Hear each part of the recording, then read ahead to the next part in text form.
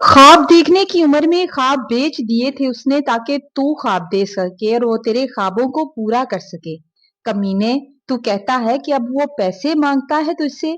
मेरी माँ रो रही थी और उसने मेरा गिरेबान पकड़ रखा था। कहने लगी, तू खुद को यतीम न समझे, तेरा बाप बन गया था वो खुद यतीम हो गया था मगर उसने तुझे नहीं होने दिया, और तू कितना बगैरत निकला कि बाप जैसे भाई को बातें सुनाने लगा। अरे बड़ा था तुझसे फिर भी झिझक कर बात करता था कि तू बुरा ना मान जाए।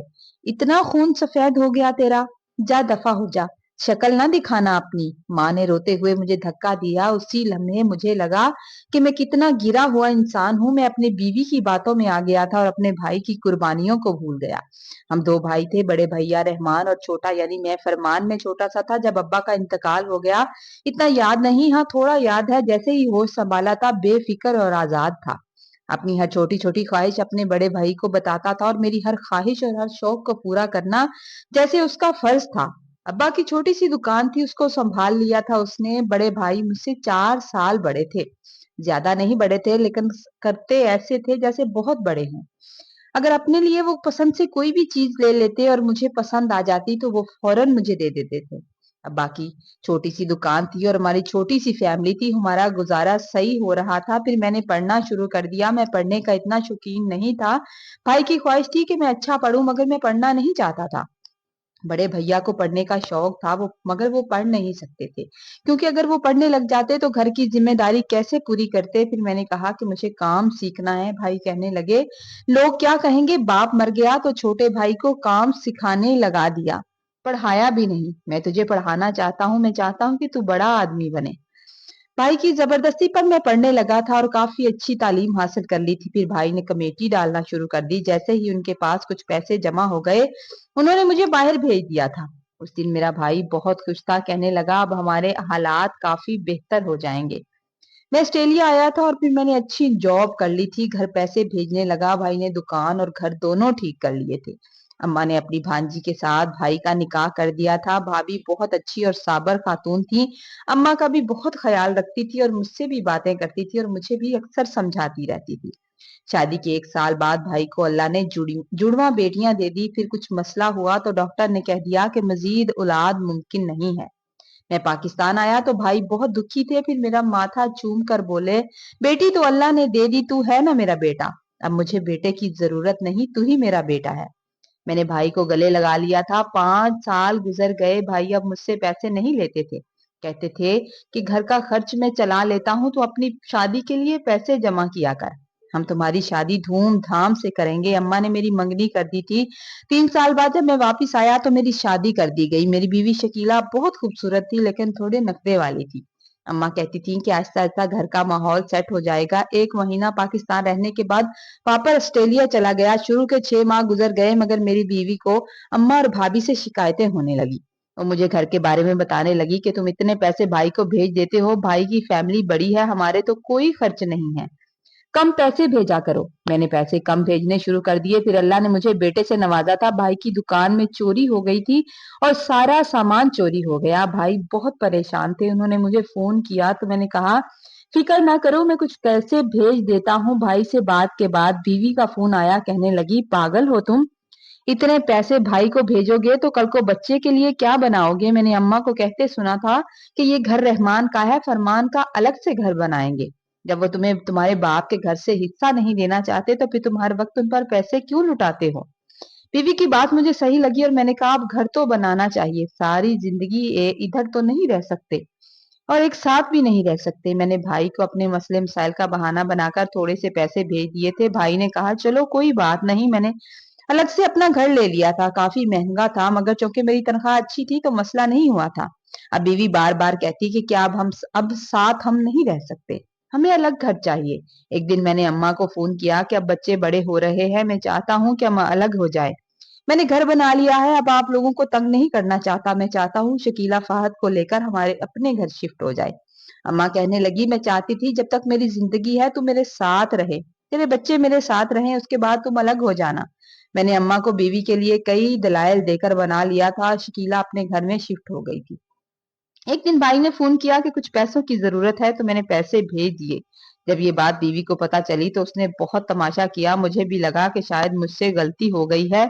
بھابھی نے اپنی بڑی بیٹی کی شادی کی تاریخ فکس کر دی تھی اور بڑی خوشی سے مجھے فون کر کے بتایا تھا.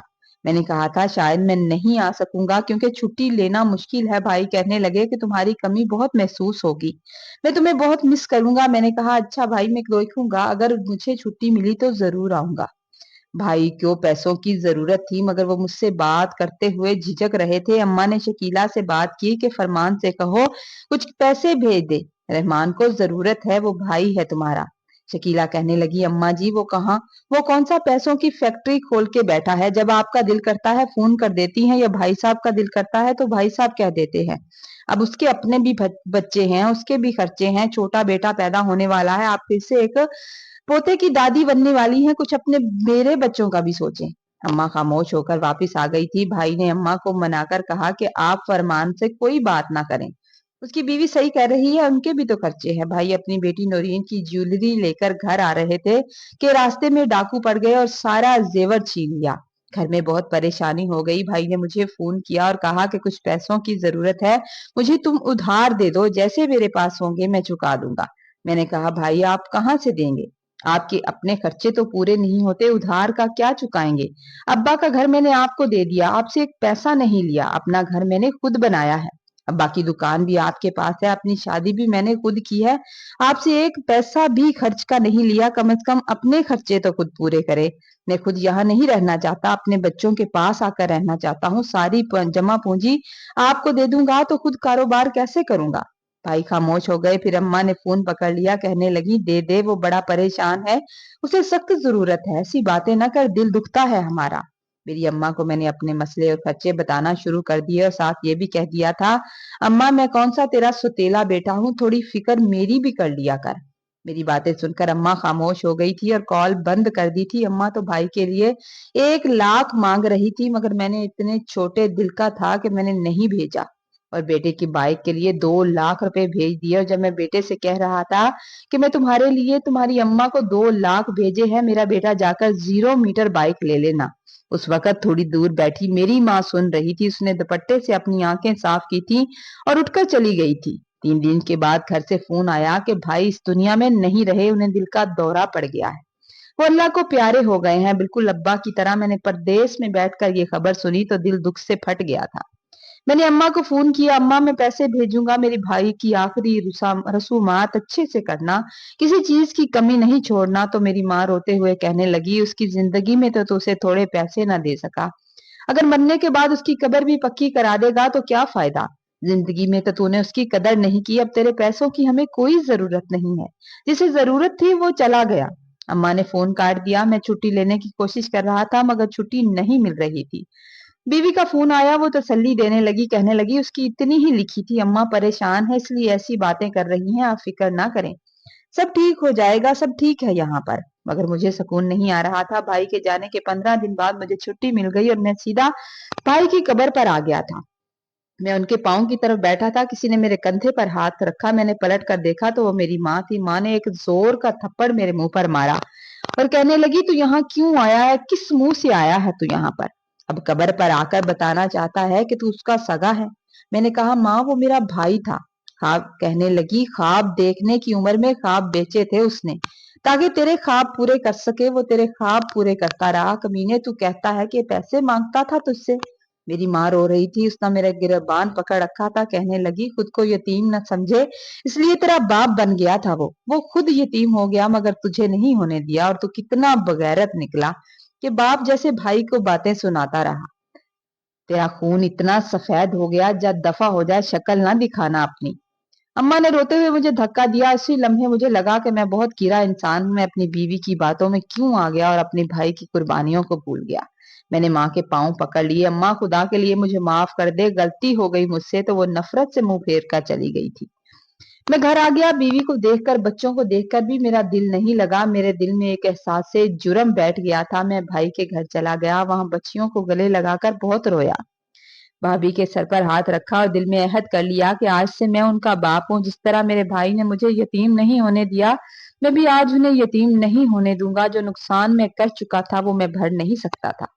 ہاں اپنے بھائی کے چھوڑے ہوئے ادھورے خواب پورے کر سکتا تھا، اس کے فرائض پورے کر سکتا تھا۔ میں نے دونوں بچیوں کی شادی کر دی، دونوں کو باپ جیسا پیار دیا ہے۔ جب تک جیوں گا یہ احساس مجھے جینے نہیں دے گا کہ میں نے مشکل وقت میں بھائی کو اکیلا چھوڑا تھا۔ اماں نے مجھے معاف کر دیا ہے، کہتی ہے شاید اس کی اتنی لکھی تھی، لیکن میری نصیحت ہے کہ اپنے رشتوں کی ان کی زندگی میں قدر کریں تاکہ آپ کو بھی میری طرح بعد میں پچھتانا نہ پڑے۔